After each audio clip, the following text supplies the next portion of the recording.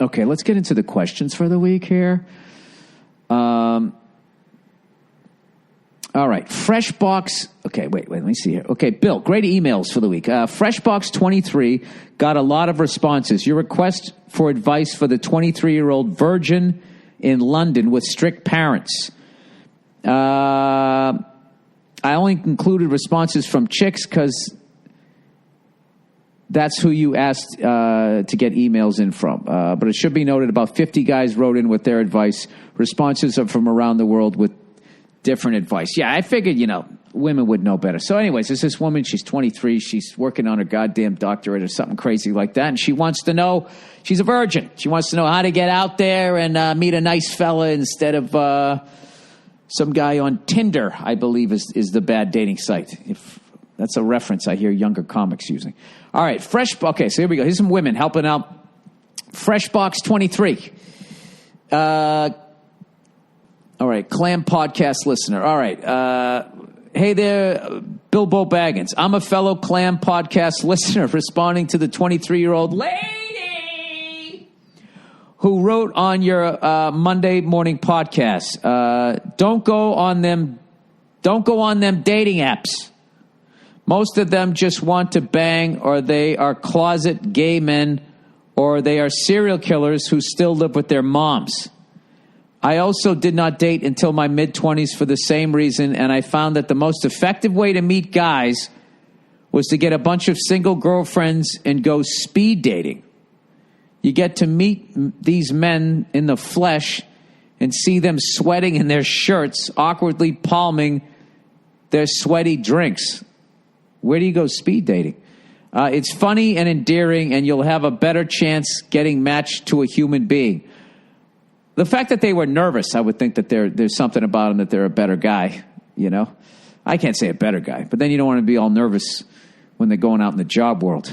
It's a difficult thing, trying to pick the right person. Anyways, other options are to join a church group that does charity work or meet there's a good day. You meet somebody or a fellow studious working professional at school, but don't bang anyone at work.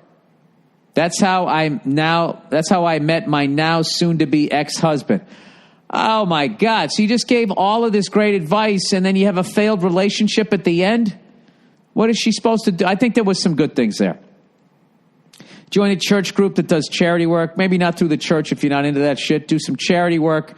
But then just make sure you vet, because that's also where I would think a psycho might go to try to get some, some open-minded / a little naive when it comes to street smarts. Always have your guard up.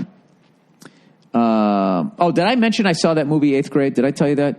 And I went to go see it. I didn't even know Bo Burnham directed it. I just heard it was good. And goddamn it, I wanted to see a movie. And I went to go see it, and it's fucking great. It's great. There's one scene in there that is excruciating to watch, but I think it's important that like preteen, teen girls see it. Because it's really I don't know.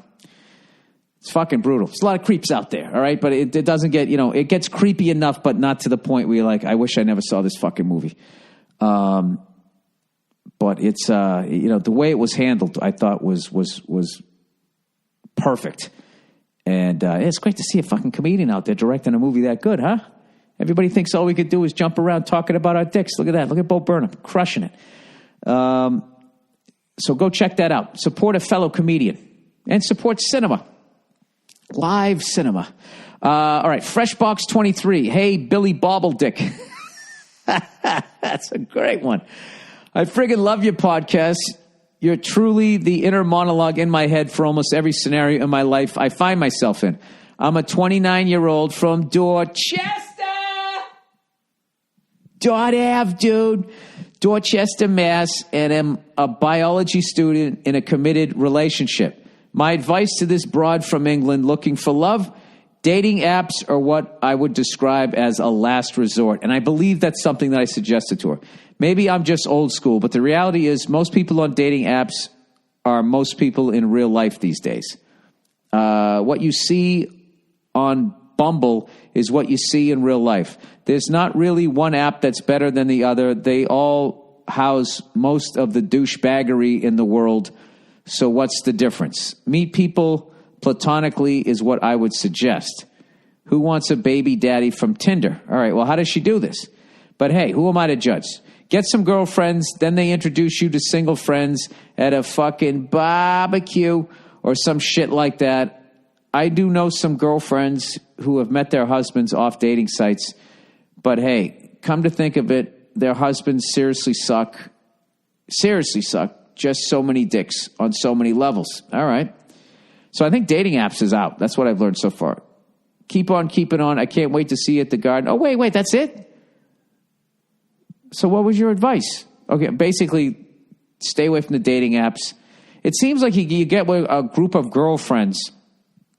You go out in a herd as the guys are in the tall grass, peeking up, waiting to find a weak one. And I guess somehow I don't know. Anyways. Wait, let me just read the rest of this. Keep on keeping on. I can't wait to see you at the garden in October, Bill, you redheaded stepchild. And hey, England broad, it'll get easier. Just stick your tits out there, and it's like flies to honey. You'll quickly realize how easy it is. All right, there's a lot of advice in a lot of different directions in there. But, she's studying biology, and she's from Dorchester, so she's getting a lot of mixed signals here. All right, Freshbox 23 from a lady. Dear Billy Big Tits, I just finished listening to your podcast from August 6th, and I have a few suggestions for the girl who's late to the dating game. I'm only 21, but I'm certainly not fresh out of the box, and I know a few things. Number one, use Bumble, not Tinder. Okay, now she's saying dating app. On Bumble, the girls have to message first, so you can do some flirting. Not flirting. You can do some filtering out of dudes who seem creepy without feeling pressured to respond to a message. Tinder is good if you want to get laid. If you're trying to weed out the guys who just want to get their dicks wet, tell them you're saving yourself until marriage. You can always change your mind later. Quote. Oh, so you just tell them you're saving yourself till marriage, and that just makes most of the guys who are just looking to get laid, I guess we'll leave you alone. Anyways, number two, my friends love to pimp me out. I'm sure if you ask yours, they would too. Three, like Bill said, find an activity. Lots of cities have sports leagues. That could be a good place to start. Thanks, and go fuck yourself. I really think out of all the advice that I just read there, I would say stay away from all dating apps, and you need to get a hobby. You need to carve out some time, some social time. And some sort of sport, charity work, a cooking class. Just get yourself out there where it's like, those are really good. I feel like there's a lot of decent people in those things. Sports, you could find the controlling type A dick, but that guy also is going to crush it a lot of times in the real world. So depends on if you want an in-ground pool or not. I don't know what you're looking for. But there you go. There's some advice for you. Good luck, and don't settle. All right? Don't settle. If a guy's being a dick, fuck him. There's going to be a good guy out there for you. You don't ever have to fucking settle. Send it back. This food's too cold. All right.